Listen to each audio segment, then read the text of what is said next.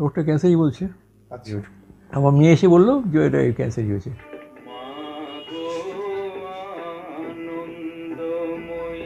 গান তো আমি সারাদিন শুনি। চলে গেল ভালোই, আজকে যখন আসছি ভালো লাগছে। এমনি ওনার জন্ম ওনার বাড়িতে হয়েছে বিক্রমপুরে, ঢাকা। ঢাকা জেলায়। সবাই বড় ছেলে বলে তোলা তোলা করে বড় করেছে। সৃজনশীলতার মনীষীদের বাণী এই ব্যক্তির জীবনে ক্যান্সার নামক মৃত্যুর ট্রেনের গতি কমিয়ে দিয়েছিল।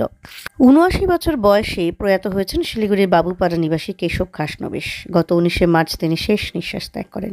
শিলিগুড়ির জ্যোৎস্নাময়ী গার্লস হাই স্কুলের পরিচালন সমিতির প্রাক্তন সভাপতি ছিলেন তিনি। তাছাড়াও রেডিও এবং টিভি মেরামত করার তিনি একজন ভালো কারিগরও ছিলেন। কিন্তু এসবের থেকেও বড় খবর হলো, মৃত্যুর আগের মুহূর্ত পর্যন্ত তিনি এমন বার্তা দিয়ে গিয়েছেন যা ক্যান্সার আক্রান্তদের কাছে এক বিরাট ইতিবাচক বার্তা। অনেকেই আজকাল ক্যান্সার হয়েছে জানতে পেরেই মুষড়ে পড়েন। ক্যান্সার হয়েছে জানতে পেরেই অনেকে নেতিবাচক ভাবনায় ডুব দেন আর ভাবতে থাকেন, আমি তো আর বাঁচব না। সেই জায়গায় দাঁড়িয়ে দ্রুত রোগীর শারীরিক পরিস্থিতির অবনতি ঘটে এবং রোগীর মৃত্যু হয় দ্রুত। কিন্তু ক্যান্সার আক্রান্ত রোগীরা ক্যান্সার হয়েছে জানতে পেরেও ভেঙে না পড়ে ইতিবাচক মন নিয়ে থাকেন এবং সৃজনশীলতাকে সঙ্গী করে ক্যান্সারের বিরুদ্ধে যুদ্ধ করেন, তবে তার আয়ু অনেকটা বৃদ্ধি পায়। বিখ্যাত ক্যান্সার চিকিৎসক ডাক্তার মনীশ গোস্বামী বলেন, ক্যান্সার আক্রান্তকে কেমো বা অন্যান্য চিকিৎসার সঙ্গে ইতিবাচক মন রাখতে হবে। ইতিবাচক ভাবনার মন নিয়ে রোগী শক্ত থাকলে রোগীকে ক্যান্সার সহজে দমিয়ে দিতে পারে না, যেটি হয়েছে প্রয়াত কেশব খাসনবিশের ক্ষেত্রে। ক্যান্সার হয়েছে জেনেও কেশববাবু সেই রোগকে অবহেলা করে তার বিভিন্ন কাজ চালিয়ে গিয়েছেন। ক্যান্সারের চিকিৎসা নেওয়ার পাশাপাশি ইতিবাচক মন তৈরি করতে তিনি সবসময় সঙ্গীত শুনে গিয়েছেন আর একটি খাতায় নিয়মিতভাবে বিভিন্ন মনীষীর বাণী নিজে হাতে লিখেছেন। ঠাকুর শ্রী রামকৃষ্ণ পরমহংসদেবের থেকে শুরু করে মা শারদা, স্বামী বিবেকানন্দ, স্বামী অভেদানন্দ, স্বামী পরমানন্দ, সাই বাবা, স্বামী প্রণবানন্দ সহ আরও অনেক মনীষীর বাণী তিনি বিছানায় শয্যাশায়ী হয়ে লিখে গিয়েছেন। মনীষীদের বাণী তার মনে কতটা গেঁথেছিল যে বই না দেখে ক্যান্সার আক্রান্ত অবস্থায় তার সব যন্ত্রণা হজম করে তিনি নিজের মন থেকে মনীষীদের বাণী খাতায় লিপিবদ্ধ করে গিয়েছেন ধারাবাহিক। কিছু কিছু বাণী আবার রঙিন করেছেন পেন্সিল দিয়ে। ক্যান্সার বিশেষজ্ঞ চিকিৎসকেরাও এরকম ইতিবাচক ভাবনার মানুষ দেখে অবাক। প্রয়াত কেশববাবুর কন্যা মুনমুন গাঙ্গুলি বলেন, ইতিবাচক ভাবনার মন ছিল বলেই বাবা ক্যান্সার নিয়ে বেশি দিন বেঁচেছিলেন। এটা ক্যান্সার চিকিৎসকেরাও আমাদের বলেছেন। কেশববাবুর স্ত্রী শম্পা খাসনবিশ বলেন, ক্যান্সার যন্ত্রণায় ও কাতর ছিল। চিকিৎসা তো হচ্ছিলই, যেমন রেডিওথেরাপি, কেমোথেরাপি। তার মধ্যেই খাতার মধ্যে শ্রীরামকৃষ্ণ সহ বিভিন্ন মনীষীর বাণী নিজে হাতে প্রতিদিন লিপিবদ্ধ করতেন আর আমায় বলতেন, এই খাতা আমি মরে যাওয়ার পর কাউকে দেবে না, সংগ্রহে রেখে দেবে। ক্যান্সার হয়েছে জানতে পেরেও ও ঘরের মধ্যে বসে থাকতে চাইতো না। টিভি ও রেডিও আপন মনে সারাই করত আর বিভিন্ন গানও শুনতো রেডিও বা ইউটিউবে। বলতো, গান শুনলে মন ও শরীরের যন্ত্রণা কমে। প্রয়াত কেশব খাসনবিশের বোনের স্বামী পরিতোষ চক্রবর্তী শিলিগুড়ির অবসরপ্রাপ্ত অতিরিক্ত জেলা শাসক। পরিতোষবাবুও বলেন, ক্যান্সারের বিরুদ্ধে লড়াই করার জন্য ইতিবাচক ভাবনা যে কতটা জরুরি তার বড় বার্তা দিয়ে গেলেন কেশব খাসনবিশ। শৈশব থেকেই কেশব খাসনবিশ ছিলেন ইতিবাচক ও সৃজনশীল মনের মানুষ। শৈশবে নিজে নিজেই সিনেমা দেখাতেন লোকজনকে, আর মনও ছিল বড় মাপের। মহালয়ার আগেও ওনার কাছে বহু মানুষ ভিড় করতেন রেডিও সারাই করার জন্য। রেডিও টিভি মেরামত করা ছিল ওনার পেশা ও নেশা। কিন্তু কেউ টিভি বা রেডিও মেরামত করে মজুরি দিতে পারছে না বুঝতে পারলে তিনি একটি পয়সাও নিতেন না। এতটাই ভালো মানুষ ছিলেন, যা আজকের সময়ে একেবারেই বিরল। শরীরে ক্যান্সারের প্রচণ্ড যন্ত্রণাকে হাসি মুখে দূরে ঠেলে দিয়ে তিনি বিছানায় শয্যাশায়ী হয়েও যেসব বাণী লিখে গিয়েছেন তার থেকে কিছু কিছু তুলে ধরা হলো। ১. মা শারদার বাণী, এক দণ্ডও কাজ ছেড়ে থাকা উচিত নয়। মনটাকে বসিয়ে আলগা না দিয়ে কাজ করা ঢের ভালো। মন আলগা পেলেই যত গোল বাধায়। কাজ লক্ষ্মী, কাজে দেহ ও মন ভালো থাকে। মা শারদার আরও বাণী, জব ধ্যান করবে, সৎসঙ্গে থাকবে, অহংকারকে কিছুতেই মাথা তুলতে দেবে না। ২. স্বামী পরমানন্দ, কর্মযোগ অভ্যাসের প্রয়োজন, জ্ঞান ও কর্ম পরস্পরের সঙ্গী। ৩. স্বামী অভেদানন্দ, ঈশ্বর কৃপাময়, যাহার চিত্ত যত শুদ্ধ সে তত শীঘ্র তাহার কৃপা অনুভব করে। ৪. শ্রীরামকৃষ্ণ, বিষয়বুদ্ধির লেশ মাত্র থাকলে ব্রহ্মজ্ঞান হয় না। ঘরে কখনো ঠাকুর দেবতার প্রতিমূর্তির সামনে একটা ধূপকাঠিও তাকে জ্বালাতে দেখা যায়নি। অথচ জীবনের শেষ মুহূর্তে মৃত্যু শয্যায় থেকে ক্যান্সারকে হারাতে তিনি আপন খেয়ালি মনীষীদের বাণীতে নিজেকে ডুবিয়ে দিয়েছেন। ফলে ক্যান্সার বহন করে নিয়ে আসা মৃত্যু নামক শেষ যাত্রার ট্রেনটি তার কাছে পৌঁছেছে কিন্তু অনেক লেটে। সৃজনশীলতা, মনীষীদের বাণী মাঝে মধ্যেই সেই ট্রেনকে চেন টেনে ট্রেনের গতি করে দিয়েছে অনেকটাই মন্থর, যা অন্যান্য ক্যান্সার ট্রেনে যাত্রীদের কাছে শিক্ষণীয়।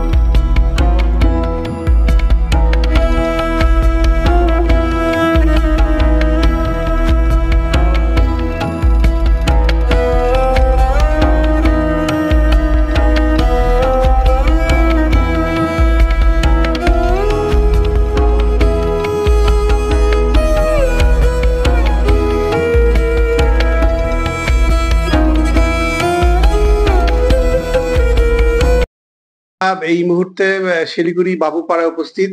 এখানে কেশব খাসনবিশ বলে একজন বয়স্ক মানুষ, যে ৮০ বছর পেরিয়ে গেছে, তার মৃত্যু হয়েছে গত 19শে মার্চ। মৃত্যু হয়েছে, সেটা তো অন্য বিষয়, দুঃখজনক।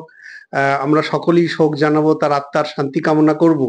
কিন্তু ক্যান্সার যন্ত্রণা নিয়ে তিনি দীর্ঘদিন বেঁচেছিলেন এবং ক্যান্সার যন্ত্রণার মধ্যে আমরা অতীতে খবরের ঘন্টায় খবরও করেছিলাম তার সম্পর্কে, যে তিনি পজিটিভিটি এমনভাবে রেখেছিলেন, গান শুনছিলেন, বিভিন্ন রকম পজিটিভ ইতিবাচক কাজের সঙ্গে ছিলেন।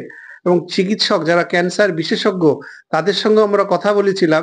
সেই চিকিৎসকরাও বলেছিলেন যে ক্যান্সার পেশেন্টরা যদি ইতিবাচক মনোভাব নিয়ে রাখে, অর্থাৎ ফাইট করবার যে মানসিকতা, সেটা তাহলে তাদের অনেকটা বেঁচে থাকার মেয়াদ বাড়ে আর কি। মানে ক্যান্সার যখন শেষ পর্যায়ে পৌঁছায়, তখন তেমন কিছু ওষুধ আবিষ্কার এখনো হয়নি।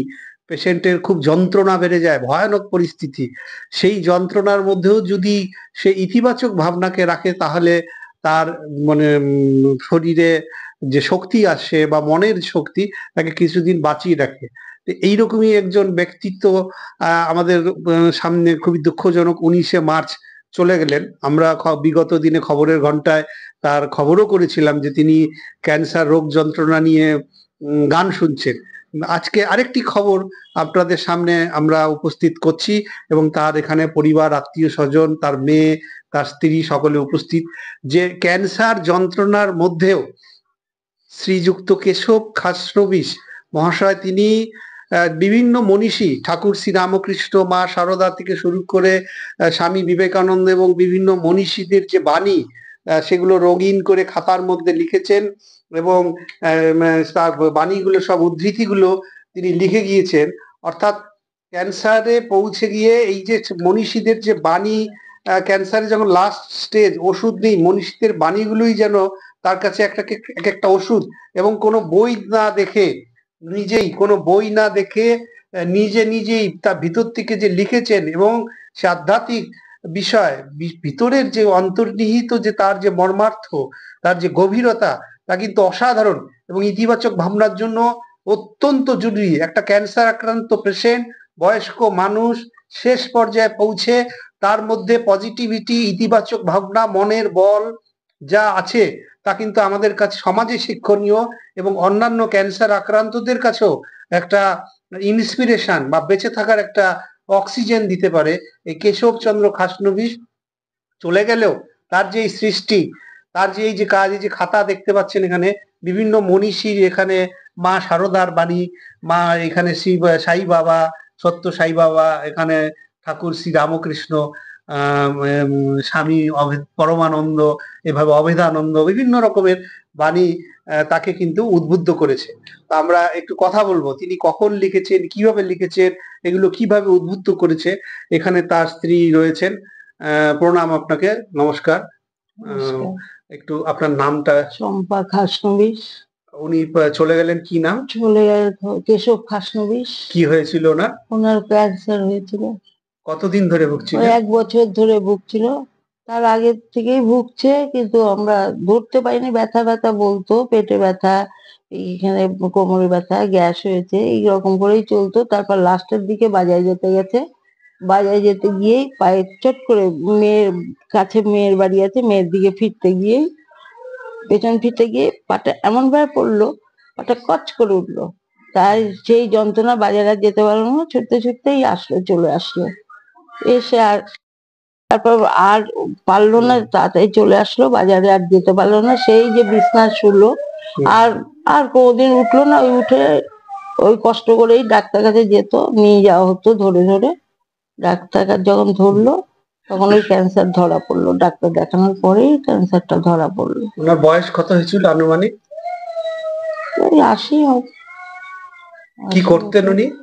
তো ইলেকট্রনিক্স এর বিজনেস ছিল, তা ঘরে বসেই করতো লাস্টের দিকে। আগে দোকান ছিল, তো ঘরে বসেই করতো, কাজ করতো। তারপরে এই ক্যান্সার অবস্থায় এত না, চিকিৎসা হয়েছে, ক্যান্সার আর কি করতেন উনি? উনি একটু উঠে দাঁড়ালো, তো উঠে দাঁড়ালো, ভাবলো যে রে দেওয়ার পরে একটু মনে করলো যে ভালো, এবার বোধহয় আমি ভালো হয়ে যাব। তখন উঠে এই সব মোছামুছি পরিষ্কার আমাদের বকতে থাকলো, একটু পরিষ্কার করো না, এই করো না, এই মোছামুছি, এটা পরিষ্কার, ওটা পরিষ্কার। মানে ক্যান্সার হয়েছে এটাকে উনি গুরুত্ব দিতেন? হ্যাঁ, না, গুরুত্ব দেয়নি কোনো। আচ্ছা, গুরুত্ব দেয়নি। তাছাড়া আর হ্যাঁ, যদি সে আমরা- গল্প করতো, সবাইকে ফোন করতো, কোনো মনেই হতো না। আমি আবার বলতাম সবাইকে যে তোরা মনে করছিস, তোমরা মনে করছো মানে খুব ভালো আছে, কোনো ভালো নেই, খুব শরীর খারাপ, কিন্তু কথা শুনলে মনে হবে না যে লোকটা অসুস্থ। খুব এমনি ওনার, যন্ত্রণায় কষ্ট পেত। কি কি উনি গান টান শুনতেন? গান শুনতে খুবই ভালোবাসতো, ভালো ভালো গানই, আগেকার দিনের গানই শুনতে ভালোবাসতো। ওই ক্যান্সার অবস্থায়? হ্যাঁ, তখন তো বেশি ভালোবাসতো, তখন তো বেশি শুনতো, কারণ শোয়ার তো কোনো কাজ করতে পারছে না, তখন গানটা শুনতেই লিখতো? ভালোবাসতো। লিখতো কিছু? হ্যাঁ, লিখতো, একটা খাতা লিখতো, মানে নিজের মন থেকে। আমরা জানতামও না কি লিখছে না লিখছে, নিজের মনে লিখতো। তারপরে যে রং করতো। হ্যাঁ, তোমার খুব ধৈর্য, তোমার এইসব পারো বটে, মানে সমানে ওটা কি খাতার মধ্যে কি লেখা থাকছে? সব ঠাকুরের নাম টাম দেখতাম, ঠাকুরের নাম টাম, রামকৃষ্ণর বাণী। হ্যাঁ, রামকৃষ্ণ, সারদা মা, সাই বাবা। এই ক্যান্সার অবস্থায়? হ্যাঁ। এগুলো লিখে কি বলতো? না, আমাদের সাথে কিছু বলতো না, ও নিজের লিখে নিজেই রেখে দিত। তবে এটা সাবধান করে রাখতো সবসময়, আমরা দেখতামও না, দেখতেও দিত না, নিজের কাছেই রাখতো সবসময়। তার মানে এই রামকৃষ্ণ, মা শারদা, স্বামীজি, এমনি তো তাদের- ঠাকুর দেবতা বেশি পছন্দও করতো না। ওটা ঠাকুর ঘরে একটা ধূপকাঠিও কোনোদিন দিত না। এই যে ঠাকুরের নাম লিখছে, আমি কি করে জানবো? আমি জানতাম না। কিন্তু এগুলো কি মনে হয়েছে যে বাড়তি ওনাকে একটা শক্তি হ্যাঁ, দিত? মনে হয়। হ্যাঁ, এখন তো ক্যান্সার- মনে হচ্ছে তো তাই। কি করবে, এখন তাই মনে হচ্ছে তার। যে ক্যান্সার। ঠাকুরকেও কোনদিন এই যে যন্ত্রণা কষ্ট হয়ে যায়, ঠাকুরও ডাকতো না কোনদিন, শুধু মা মা লাস্টে করতো। আর শুধু আমাকে আর আমার নাতিকে 24 ঘন্টা ব্যস্ত রাখতো, 24 ঘন্টা, মানে সব সময় শুয়ে আমার পা ঠিক করো, আমার এ করো। ওনার জন্ম কোথায় হয়েছিল? জন্ম তো আমি শুনি ঢাকা বিক্রমপুরে।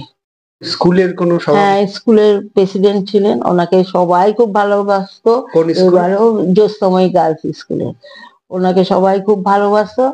আবার এবারেও মানে সরস্বতী পুজোর এসছে, চিঠি এসছে, সরস্বতী পুজো স্পোর্টস কার্ড দিয়ে গেছে, নেমন্তন্ন করে গেছে যাওয়ার জন্য। স্কুলের ঠিক। একদিন ছুটিও দিয়েছে। Thank you. কেশব খাসনবী কে ছিলেন? আমার বাবা। কিভাবে উনি পড়াতে হলেন? ওনার তো দুরারোগ্য ক্যান্সারে উনি চলে যান। আপনারা তো মানে খুবই দৌড়ঝাঁপ করেছেন। হ্যাঁ, ওনার প্রথম থেকেই ওনার জন্য ভীষণভাবে দৌড়াদৌড়ি করতে হয়েছে।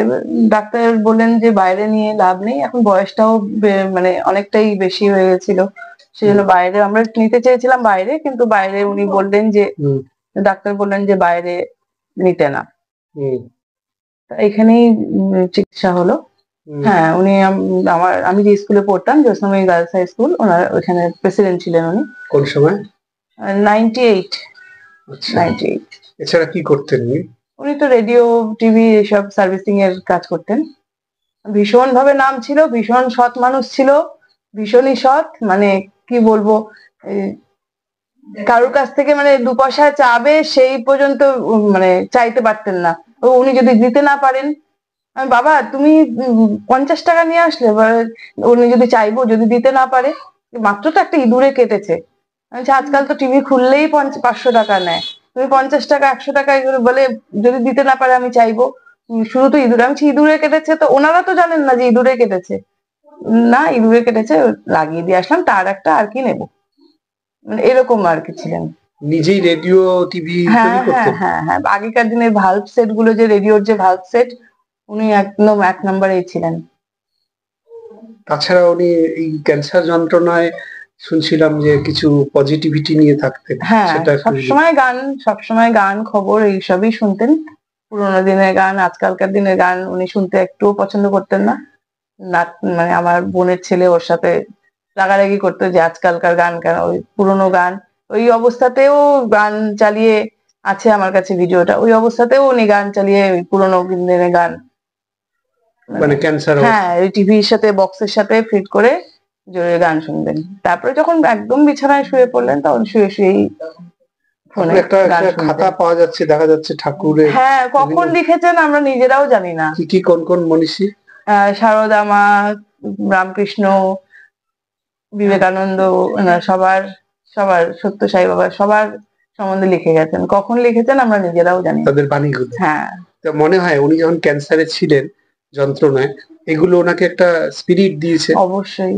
কিরকম, মানে কি মনে হয়, আপনার অনুভূতিটা কি বলবেন? আর 10 জনে যারা ক্যান্সার আক্রান্ত রোগী আছে, তারা তো হ্যাঁ সবসময় একদম ভেঙে পড়ে, শুয়ে পড়ে, বাবার মধ্যে ওইসব কিছু দেখিনি, মানে হয়তো ভাবতো যে আমরা টেনশন করব বা আমাদের খারাপ লাগবে, সেই জন্য বাবা বুঝতেই দেয়নি কোনো সময় যে বাবার এত বড় একটা রোগ হয়েছে, মানে সবসময় হাসি খুশি, মানে যখন একদম পারলেন না তখন একদমই শুয়ে পড়লেন, কিন্তু যতদিন মানে পেরেছেন উনি সবসময় হাসি খুশি, মানে লোক আসলে ভীষণ পছন্দ করতো, মানে সবসময়।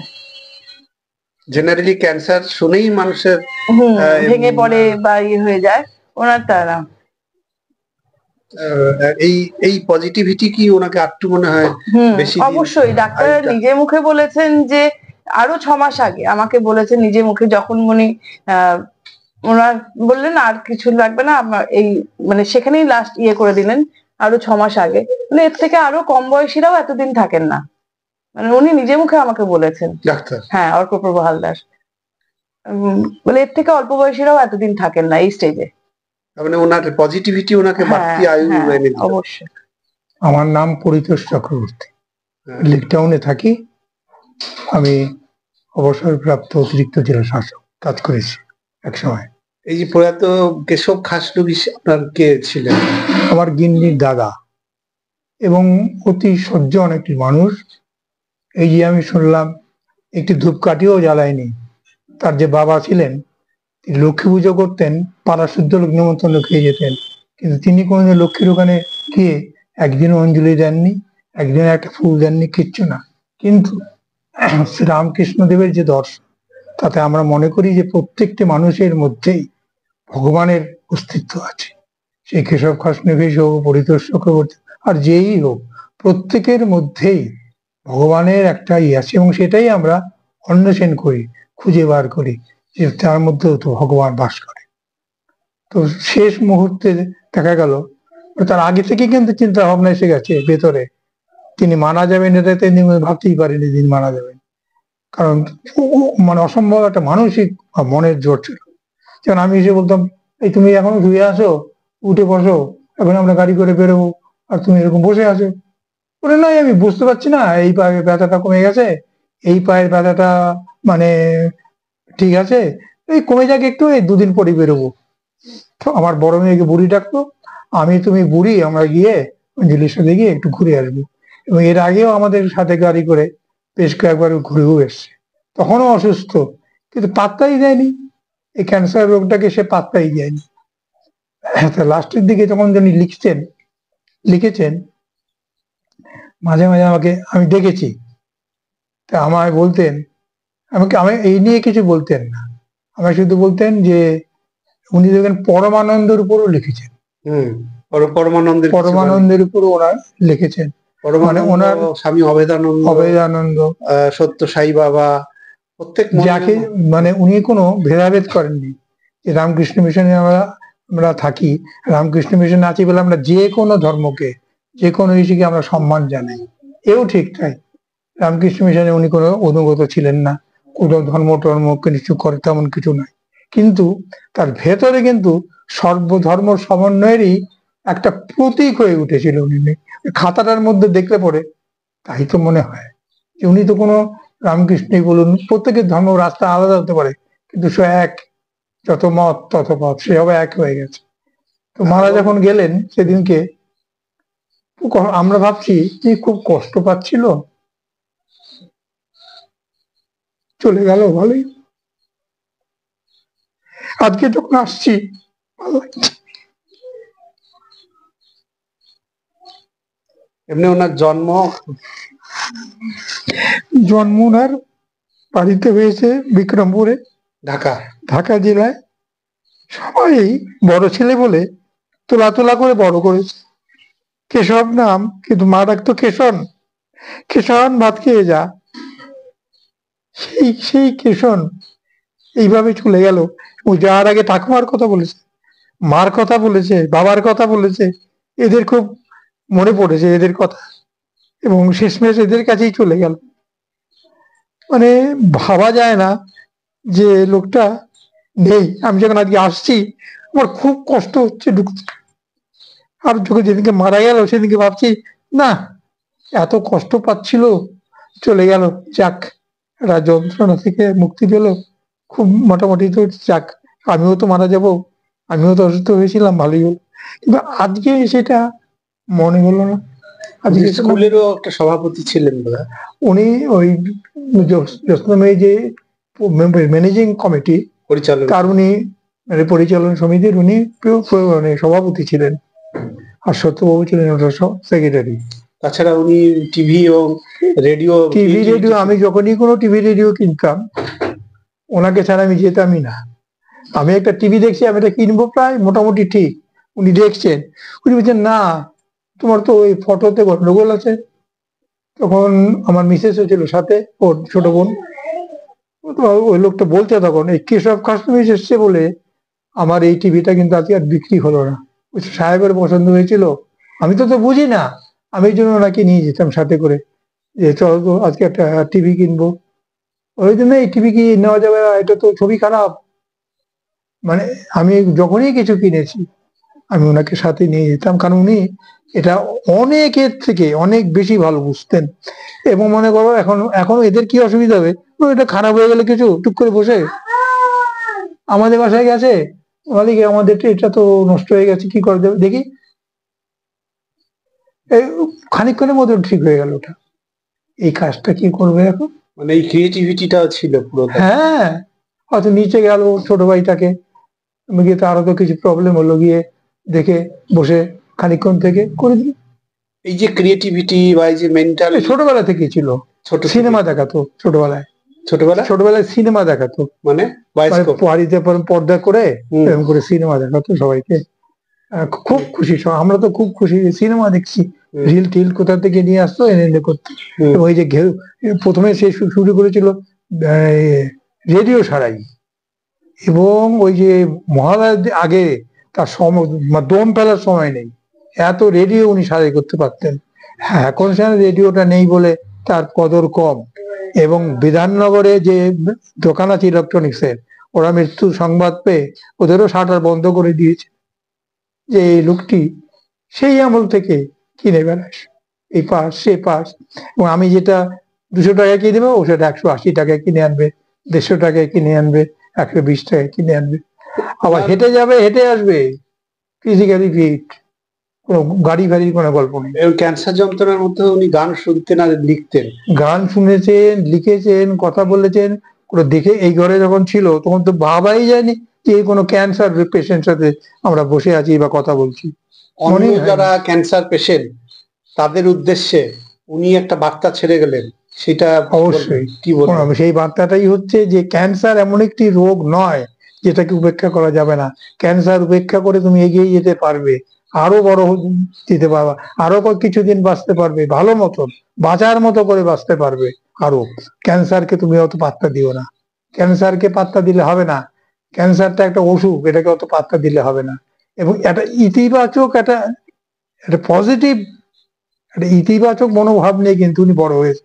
ওনার মধ্যে কোনো নেতিবাচক বলে কোনো কিছু ছিল না। ক্যান্সারের বিরুদ্ধে লড়াইও উনি ইতিবাচক উনি ছিলেন। জিতেই গেলেন, ক্যান্সারের বিরুদ্ধে লড়াইয়ে উনি জিতেই গেলেন। এতদিন থাকার কথা নয়, কিন্তু উনি যেভাবে থাকলেন আনন্দ করে ফুর্তি করে। এই মরার 2-3 দিন আগে একটু মানে এ হয়ে পড়েছিলেন, মানে যেভাবে 1 বছরেরও বেশি সময় ধরে উনি উনি হাসি খুশি আমাদের সাথে, জন্মদিনে ফাংশন, বাড়িতে ফাংশন, এখানে ফাংশন, সেখানে ফাংশন, সব সুন্দর করে জামা টামা পরে সুন্দর করে সিজে গুজে চললো। সে এমনি নয়, যখন যাবে একটা ভালো একটা জামা দাও তো, ইস্ত্রি করে জামাটা বার করে দাও তো, মানে যাচ্ছে সে কোথাও, মানে বোঝা যাবে সে যাচ্ছে। হেঁটেই গেল, চলে গেল, না আমার অটোতে যাওয়ার দরকার নেই, আমি হেঁটেই যাবো, টোটোতে যাবো না। ঠিক এই গেলাম কেশব কাশ্মীর, কাছে আমার প্রণাম থাকলো। রোগটা ক্যান্সারই বলছে। আচ্ছা, আমার মেয়ে এসে বললো যে এটা ক্যান্সারই হয়েছে।